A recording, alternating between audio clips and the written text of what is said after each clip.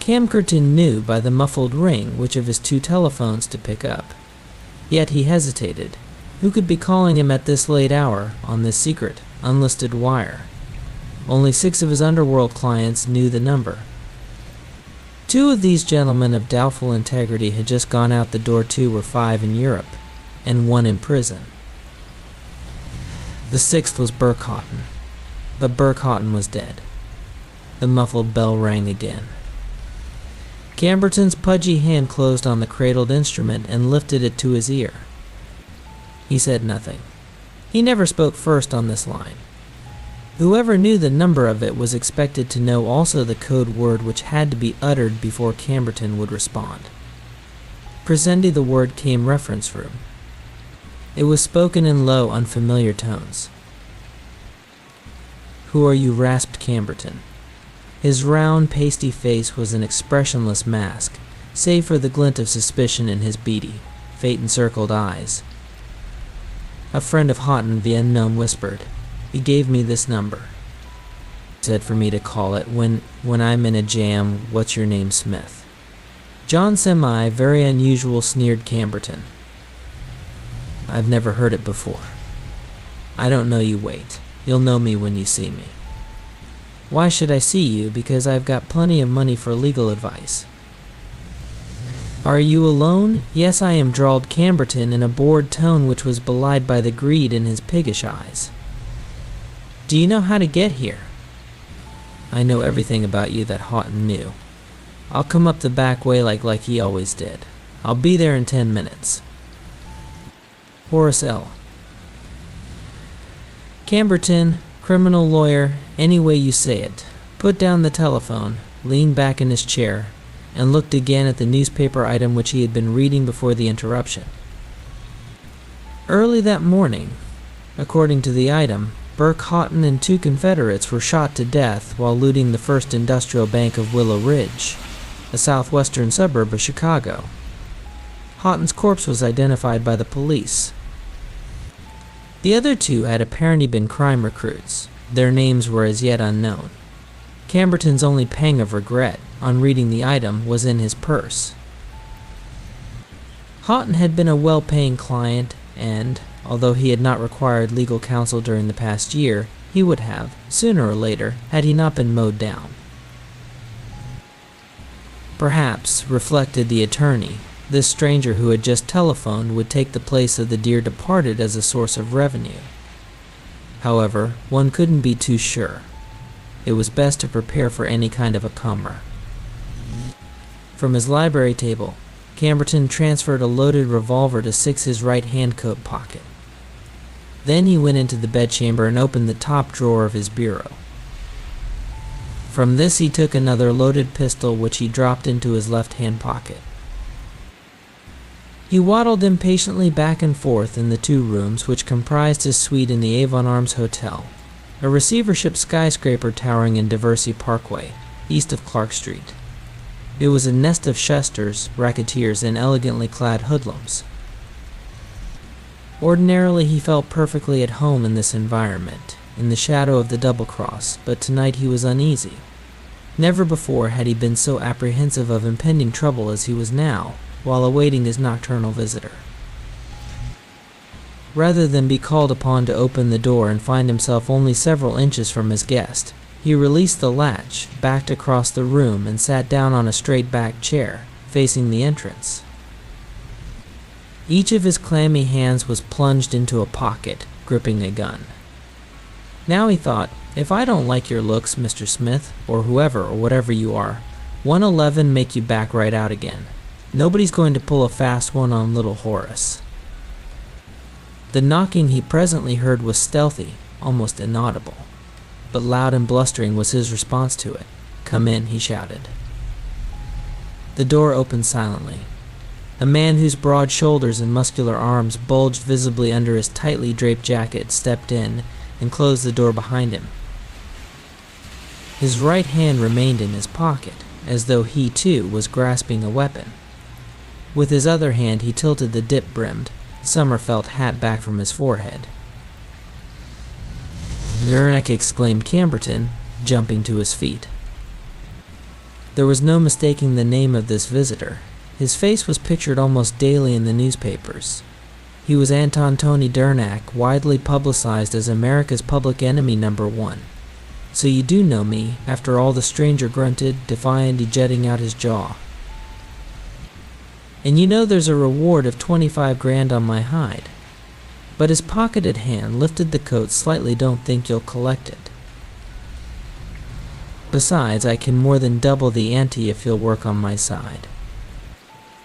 Camberton's fat, greedy face broke into an oily grimace which he believed was a cordial smile. "Let's be friends," he said, extending a welcoming hand. Durnak grinned out of the side of his mouth as he grasped the lawyer's flabby fingers in his own ham-like fist. "Okay, now you're my mouthpiece and you better be a good one." "That's what I need, 7. You need a drink, too." My boy, the two men sat down facing each other and talked, that is, to Durnak talked. Camberton merely listened and watched his 4 down one drink after another from the whiskey bottle which the law had placed on a convenient magazine table. Camberton, at the same time, simulated just the proper degree of sympathetic understanding. He was adept at it. It was in this way that he came to know so many things which necessitated such undercover equipment as the secret telephone. Durnak, the hunted, seemed eager to unburden himself to the attorney. For all his bulk and reputation as a hard homby, he was plainly frightened. He had achieved too much notoriety for his peace of mind. Having lived by the gun, he apparently feared death by the gun. Every man's hand was against him. He poured himself yet another drink and said, "I met Houghton in Minneapolis about 6 months ago. He joined my gang and we did several jobs, payroll raids in St. Louis. The last one there wasn't so good. 3 of my boys were killed. I remember reading about that," remarked Camberton. "But I didn't know that Houghton was there, or you either nobody knows it now." "Houghton and the other 2 were killed this morning," the bandit licked his lips. "I almost went along, but I had a hunch. Besides, why should I take any chances when I've got more than 100 grand salted away?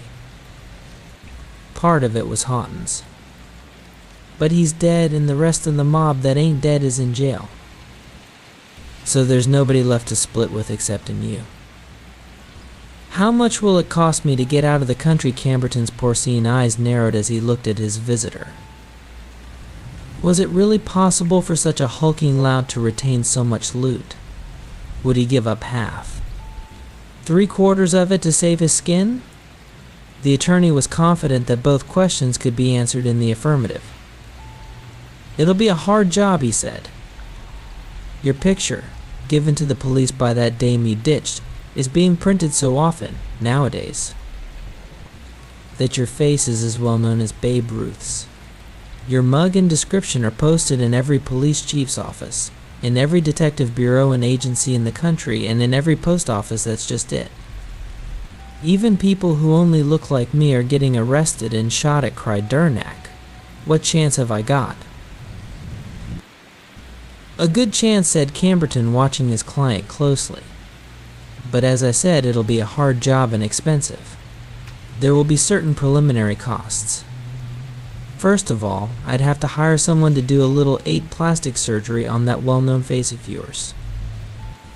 Then, too, I'd have to pay for fixing aids along the route you're to take, and hell," exclaimed Durnak, "if you're worried about my being able to pay, here's 25 grand for a starter." He reached into his breast pocket and tossed a packet of greenbacks into the attorney's lap. "And remember, there's more than 100 grand where that came from. It's all safe and snug under the floor of the Ideal Shoe Repair Shop, just a few blocks from here," he hiccuped. Then, loosening his tongue with another drink of whiskey, he rambled on, "Yeah, I own the Ideal Shoe Repair Shop. The old shoemaker who's supposed to own it is just a stooge for me. He learned cobbling in the penitentiary. Does he know the money's there? Hey, huh? Not much. Old Fred Miller's too dumb to ever know anything important. All he knows is that I sometimes use the joint for business meetings with Houghton and the boys. I always sent Miller out with enough money to get drunk on. Other times he sleeps there. I chased him out tonight, figuring that me and you might take a walk over there after a while and settle our deal mere slits now. The criminal lawyer's greedy eyes flashed from the money to Durnak. Camberton thought fast. How much money would it be worth to risk disbarment, perhaps prison? If anything went wrong in smuggling his client out of the United States? The problem caused a frown to crease his round, bland face. Like a flash, an easy solution suggested itself. He leered sinisterly at Durnak. Startled, the fugitive reached for his gun, but the lawyer, with a speed surprising in one so fat and flabby, whipped out his own pistol and fired before the other could take aim. Public enemy number 1 toppled from the chair, a bullet in his head. With a deep breath of satisfaction, inhaling a whiff of gunpowder smoke, Camberton noted that his victim's lifeless hand still held a revolver. It would make the story of self-defense more dramatic. He arose, hurriedly put the packet of greenbacks in the wall safe, leaving the door open, cleared away the whiskey and glasses, and then picked up the telephone, the one connected with the hotel switchboard. "Send for the police," he said calmly. "I've just shot a burglar. He looks like Tony Durnak." Police officers, reporters, and hotel employees crowding into the suite a few moments later heard his thrilling narrative of how, upon returning from a stroll, he had caught Durnak in the act of ransacking the wall safe. "9, he rushed at me, his gun leveled at my heart. But I was quicker on the trigger. Ever see him before?" asked a police sergeant. "Never. My guess as to his identity was based on press pictures I've seen." "Gosh, Mr. Camberton," blurted one of the reporters. "You'll get the $25,000 reward." "That's so. I hadn't thought of it. I was merely trying to protect my life and property." "I'll agree that perhaps I do deserve some reward for having rid society of a dangerous killer." Highly pleased with himself, the lawyer then posed for innumerable newspaper photographs. He posed pointing his gun at the camera, pointing his finger at the wall safe, shaking hands with the sergeant, shaking hands with the hotel manager, with bellhops, with chambermaids, with almost everyone excepting his dead victim. He obliged the cameramen, willingly refusing only the request of one who wanted him to stand with one foot resting on the corpse, in the manner of a big game hunter. This, the attorney declared, would be beneath his dignity. Not until the dark hour just before the dawn was he left alone. Excitedly he turned the leaves of his telephone directory, seeking the address of the ideal shoe repair shop. Here it was, 692 Elwell Court, less than 4 blocks away. He patted the revolvers in his pockets, took an electric torch from his bureau, put on his hat, and went out, leaving the building by a rear stairway. Although only a few blocks from the brightly lighted corner of Clark and Broadway, Elwell Court was a shabby litty side street of dismal, frame shanties. Bleakest of these was number 692, with shoe repairing crudely lettered on the glass of the front door. It was hardly a place you would suspect of being the depository of $100,000 in cash. Camberton, however, was confident that he would find this sum. He knew his crooks and had correctly judged Durnak as the simpleton that he was. The fool hadn't even put a modern lock on the door. Camberton's skeleton key opened it easily. Inside, he observed that the weakened rays of a distant street lamp penetrated the grimy front windows just enough to cast a dim and eerie light, blocked out here and there by machinery and furnishings which cast grotesque and misleading shadows. Feeling his way, he stepped forward. His shin encountered something in the dark, something that sprang through the air with a hissing, spitting sound. 2 yellow eyes glared balefully at him. He flashed his torch at it and cursed under his 10 breath at the cat that arched its back in the glare. He threw the beam around the room to get his bearings. There was a door at the rear of the shop. Camberton regarded it apprehensively as he put out the light. What if old Miller, who according to Durnack sometimes slept in the rear of the shop, had returned? The lawyer decided to look into that back room before searching for the loot. Tiptoeing forward, he placed his hand on the door knob. As he turned it, slowly and silently, a strange fear gripped him. It was unusual for, though he was not the bravest man in the world, he was certainly not one to be frightened by darkness and the angrily gleaming eyes of a cat. The touch of terror was caused by something else, he knew not what. It angered him. Forgetting his caution, he jerked the door open. An icy draft swept round him, enveloping him so completely that he shivered with intense cold. There was something wrong about this too, this chill on a warm July night. It required all his willpower to stop the quivering of his fatty flesh as he stared into the room that was better lighted than the other. The illumination which streamed through the window came from the rear porch light of a house next door. Camberton's nervous scrutiny sweeping the room was halted and held by an object in the darkest corner. It seemed to be the figure of a man lying on a cot. So, that old cobbler Miller had come back to sleep of this drunkenness here. But the odor that assailed Camberton's nostrils was not of alcohol. It was of something equally familiar, something that did belong here. Sniffing to clear his nostrils and at the same time firmly grasping his revolver, Camberton started to slink toward the recumbent form, then stood stock still, wide-eyed with fright. The figure on the cot was sitting up and it wasn't the figure of an old man. It was the husky, broad-shouldered figure of Tony Durnack, America's public enemy #1. Tony Durnack, whose corpse at this moment should be stretched on a slab in the county morgue, was sitting up. The face of the figure seemed to gleam with a greenish phosphorescent light, making more horrible the vilipending leer that was directed at the horrified attorney. In the forehead of the face was a bullet hole, and the odor that was creeping into Camberton's brain was the odor of burnt gunpowder. His round countenance paled to sickly white. His eyes almost popped out of their thick, fleshy pouches. He moved his lips but could not utter a sound. "You," he managed to croak at last, "you why, damn you Durnack, I killed you once and I'll kill you again." He aimed his pistol at the apparition. The shanty seemed to shake as the gun roared again and again. The spurts of gunfire seemed to pierce right through the figure which rose slowly from the cot and moved relentlessly toward Camberton, step by step. The lawyer backed away from it, firing desperately.